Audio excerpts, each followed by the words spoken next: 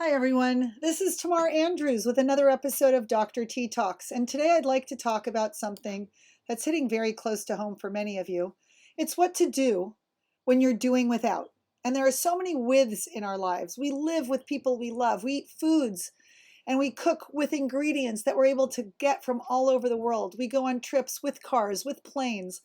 We even go with some money. We go with friends. We have a lot of withs in our lives. And now, during these uncertain times, we also find that we are doing a lot of without. We're doing without our regular routines, without work, without childcare.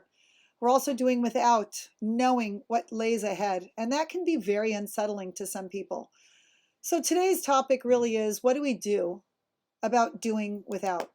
Henry David Thoreau once said that a man is rich in proportion to the number of things that he can actually afford to let alone. We're rich when we judge ourselves by how much we can do without. And so these are really times where they are going to test how much we can do without. But the truth is, we don't have to deal without. We don't have to live without.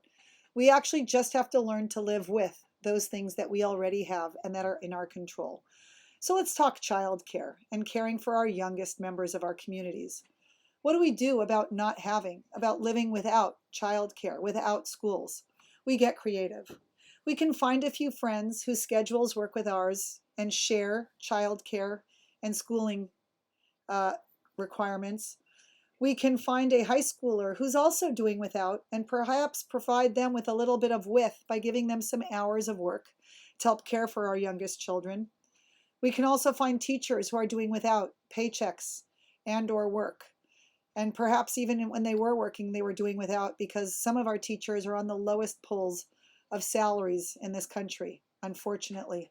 And so we can give them some extra income so they can also live a little bit more with and have them help us with our child care needs.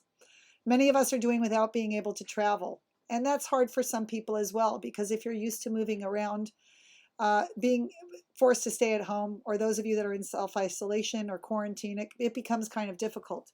So there are great ways to travel doing without while still feeling like you're doing with. Great little hikes in your neighborhoods, fishing at your local body of water, taking walks through your neighborhood and discovering new sights, shops, smells, or things that you haven't seen for a while.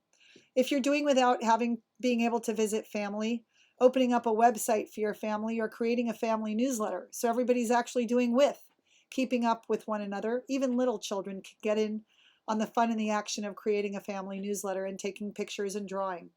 You can bake treats and drop them off so other people who are maybe doing without will have a little bit more with. If you're doing without celebrations, create some new ones on your own. Celebrate somebody's half, quarter, or third birthday. Celebrate anything you want and sing happy blank to one another. Have a family slumber party in the den, watch a movie, pop some popcorn, and everybody snuggle together. But most importantly, if you're doing without being able to go to work, and you are going to do without in a very traumatic way as a result, figure out what you need to do to be able to get back to work and to elicit the help of others. And if you're able to help others, now is the time to step up to the plate. There are many of us who are going to be doing without, and some of us who are going to have the means to provide those people with the with. Everybody needs to step up during these uncertain times. But finally, I want you to remember this. The oxygen mask rule always applies. When you're on a plane, you're always instructed to put the oxygen mask on yourself before you try to help anybody else.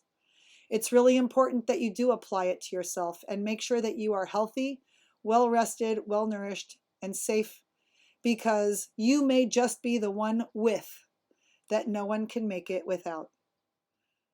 I look forward to happy and healthy communities and a world that recovers, because oh, what a world it could be. Until next time, this is Tamar with Dr. T Talks.